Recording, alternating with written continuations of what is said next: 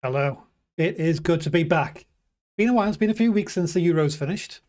I've been busy working on the FPL model and finally finished. Got it in a stage that I am happy to share. So we'll have a quick run through it right now. The spreadsheet's going to look very similar to the Euros spreadsheet. We'll have a quick run through. I've added in the calendar here. I am a big fan of this sheet. Calendar keeps me organised. I've included UCL as well, because I know that a few of you are going to be playing both. I'm going to be playing both as well. If you're not playing both, it doesn't matter. So we're going to have all the deadlines in there, so we know what we need to do and when we need to do it. Fantasy game stats, obviously, is not much to say there. We haven't had any game weeks yet. Charts aren't going to work. Fixture ratings, got them in all the way to the end, all the way to game week 38. Obviously, we're just interested in the first 6 or 8 game weeks.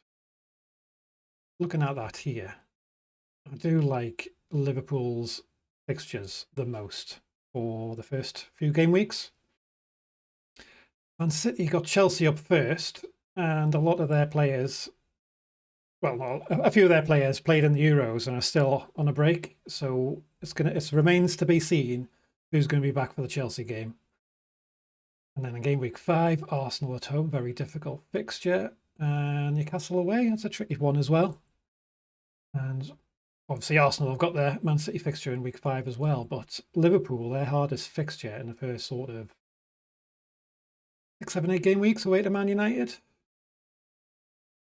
going to be interesting to see how Liverpool do under the new manager, but I'm probably going to have triple Liverpool to start with. Yeah, let's move on. Fixtures and results. You want to see fixtures for the rest of the season, league table. I haven't played any games, player stats. I haven't had any games either. Data is all in there for the first 6 game weeks at the minute. I'm going to extend this to 8 game weeks. A few have been asking for more game weeks. I'm going to extend it up to 8. I don't think I'm going to go beyond 8. I think 8 is the sort of limit as to how far ahead we want to be looking. Obviously, the priority is on the game weeks coming up.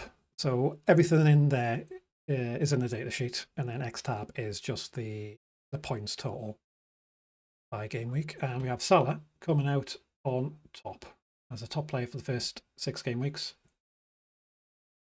As we can see here, because of the changes to the scoring system, because of the changes in the BPS system, defenders have their expected points way down. Basically, defenders and goalkeepers down compared to previous seasons, and midfielders and forwards up.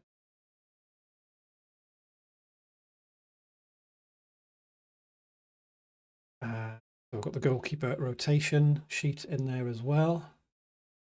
And captain's tab, you'd be saying, where's the solver tab? I am going to upgrade the solver tabs. Incorporate the new changes, so you can roll up to 4 free transfers. And if you're wildcard, you keep your previous transfers. You don't go back to 0.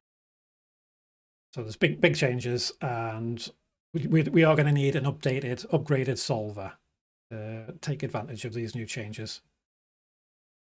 So this is my team as it stands right now. 2 weeks to go. This will probably change. Because of the scoring, I'll go through it quickly. Because the scoring system changes, definitely a fan of 2 rotating 4.5 goalkeepers. I've seen a few people with drafts in where they've got a pricey goalkeeper. So someone like Raya or Alisson, 5.5, and then a sub goalkeeper for 4 million. I'm really not a big fan of that at all, because of the scoring changes. Goalkeepers, their bonus point potential is way down, and especially players who play for the top teams. So you Raya, Alisson, they might get a clean sheet, but they're not going to get many saves because they play for a top team. If they don't get many saves, they're not going to get bonus points.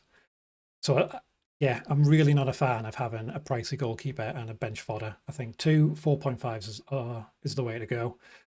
This is a bit of a placeholder. If we get news of who Chelsea's number 1 choice is, it's going to be them. I've just put Sanchez in at the minute, but I'm definitely going with 2 4.5s. Gabriel, I like. Do I like him? I quite like him. Got a couple of issues on him. Is he nailed with Calafiori joining? Plus, is he still going to have the goal threat as well? Because of Calafiori, another big lad, another set piece target. So I'm not totally sold on Gabriel. I do like Anderson, 4.5, and Hall, bit of a placeholder for a Newcastle United 4.5 defender. It could be Hall, Livramento, or Burn. Harwood Bellis is the best 4 million defender. I would prefer him to be 4.5 defender, but he is going to be the third option off the bench. And as I mentioned previously, I've got 3 Liverpool players in at the minute for the strength of their opening fixtures. So to talk about Liverpool, Trent is in there because of his goal involvement, or his expected goal involvement. If Liverpool are going to play a lot differently under the new manager, and Trent doesn't invert, or he doesn't get as forward as much as before, then I'm not going to want to be paying 7 million for him. He is in there on the basis of his attacking potential, getting assists, popping up with a goal, getting bonus points. If not, then yeah, he's not worth that price at all. He's sort of, yeah, you're paying for what he's done in the past, and hopefully will continue to do at the start of the season, but time will tell. I was thinking that I was going to go without a draft, without Salah, without Haaland. But with Liverpool's fixtures, Salah is going to be a good captaincy for the first 6 to 8 game weeks. I have to have him in there at the minute. And because I've got Salah in, I needed a cheapo 6.5 million midfielder, and Szoboszlai, I think he's the best option so far. If it's not Szoboszlai, it could be Nkunku. If we get more information about his minutes, if he's expected to be nailed, if he's expected to be in quite an advanced role, then I would look to him. Other than that, I do like Odegaard, good price. Yep, like him. I do like Fernandes as well. Man United have got decent-ish fixtures. Good price for him. He's going to play pretty much every minute. He's on pens. I think the only must-have player right now in the game, Eze. Talisman, on pens, good price. I think he is just a must-own. And then everybody's got Isak. I'm a Newcastle fan. You've probably heard me say that plenty of times. The word of warning with him is he's not going to play 30 plus Premier League games in a season. I don't think he's played 30 plus league games in his career. He's always try and keep a free transfer in reserve for when he gets injured, because it will be coming. Slanky does well. Probably better than what a lot of people would have thought. But because of the new bonus points system, talisman strikers are going to do very well.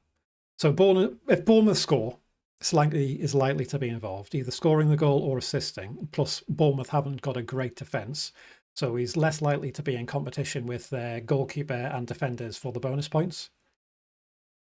So yeah, he does great under the new scoring system. I really like him. He's going to be in there. Munoz, Fulham striker, like him as well. He's got some decent-ish fixtures coming up. Not the first game. Away to Man United, but Leicester, Ipswich, going to West Ham. Those are games I do like. I do like the price point. If it wasn't him, it could be João Pedro. 5.5 for Brighton. Having said that, Brighton's fixtures are pretty awful for Southampton's forward. Let's go to the right sheet. So Brighton, not the great fixtures. Way to Everton, Man United, Arsenal. Don't really want him for them. Would quite like to have him for Ipswich at home, Forest at home, but immediately after that, Chelsea, Spurs, Newcastle. Yeah, not great. Wolves okay. So yeah, really tough start to the season for Brighton. If Pedro's nailed, this is a great period right here to own him for. Talking about Southampton, having that 4 million defender, he's an option for these two fixtures.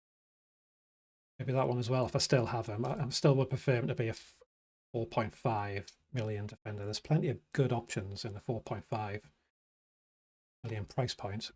But this is the team as it stands right now. Probably will, definitely will change between now and start the season in 2 weeks' time.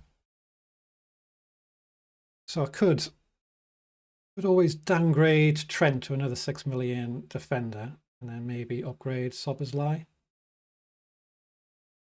That's what I could do. Yeah, plenty of time between now and then to tinker, and more information will come to light. So the model will be updated next week. I want to add in the solver next week.